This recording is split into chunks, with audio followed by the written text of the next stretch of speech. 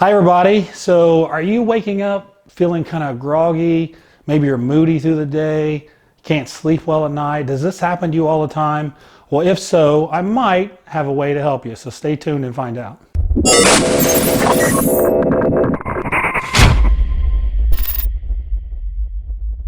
All right, so hi everybody. Thanks for joining me. And today I want to talk about something that plagues, I think, a lot more of us than we know, and it's called adrenal fatigue.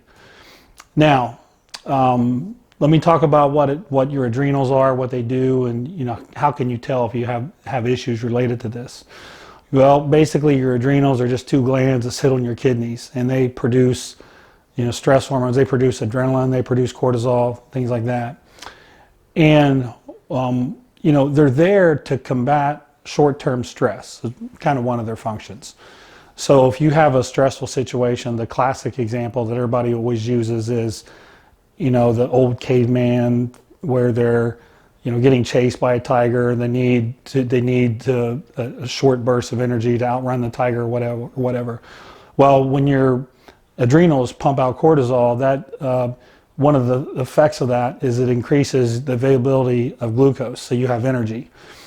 Now, so your body is meant to do that. There's this homeostatic mechanism between your parasympathetic and your sympathetic nervous system that is pretty good at keeping everything in balance.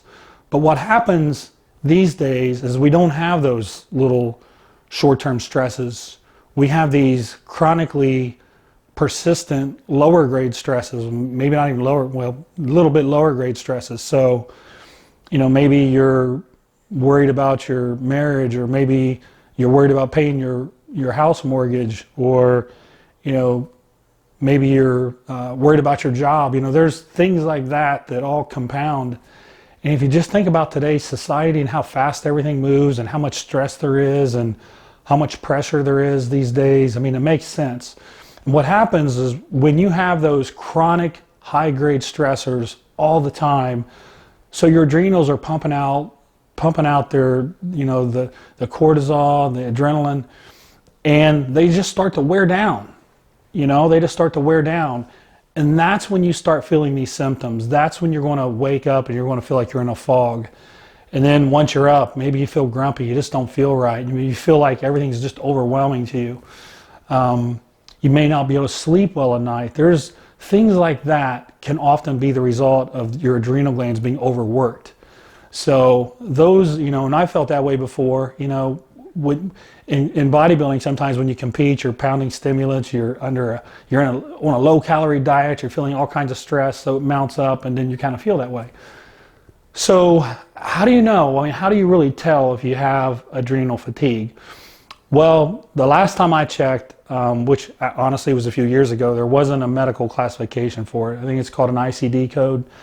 So doctors are kind of split on this. Some doctors say, oh, it doesn't even exist, and some do recognize it. Now, I would say it absolutely exists, because if you don't produce cortisol, you have a condition called Addison's disease. So there is issues with your adrenal glands. This can't happen. So how can you kind of get tested for it? Well, there's blood tests that don't seem to be very accurate, but there's a couple other tests that seem to be the most popular. One of them is a saliva test. It's taken multiple times through the day. Your cortisol naturally goes up and down.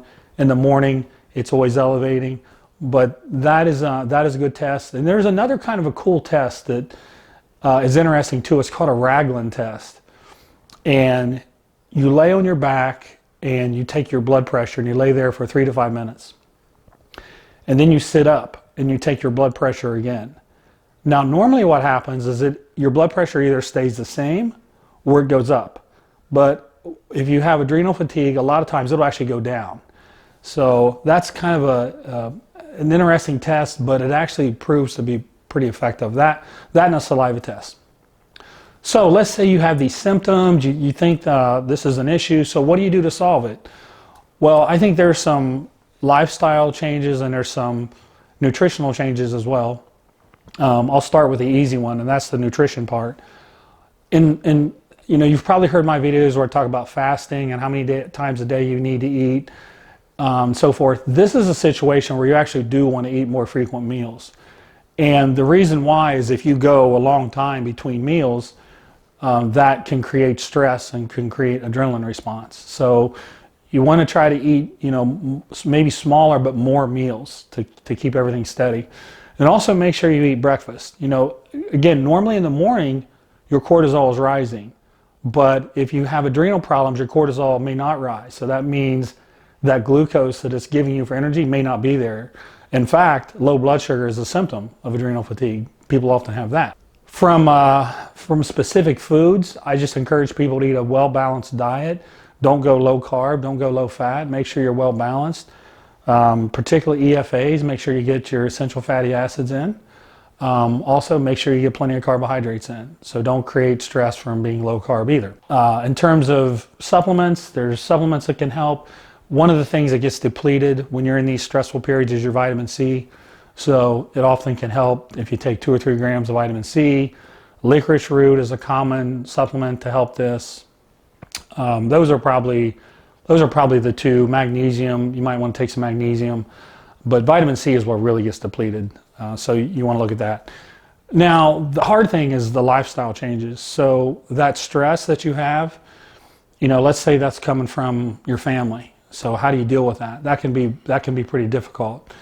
You can't just forget your family. But the reality is you want to get out of situations that are constantly giving you stress. There's a type of person that I call a life sucker. And these are the people that are in your life that just suck the life out of you. They're always negative. They're never positive. They never have anything good to say. The world's against them. Everything's a conspiracy theory. Those kind of people can really drain you. And even if you're not that kind of person, if you continually hang around with them, it rubs off on you, So you've got to eliminate the life suckers. And the other thing I would say, lifestyle related, is just make sure that you're doing everything you can to get sleep. Sleep deprivation is absolutely brutal on your body. It can produce massive cortisol. And if your adrenal glands don't even produce the cortisol, now you've got all kinds of malfunction.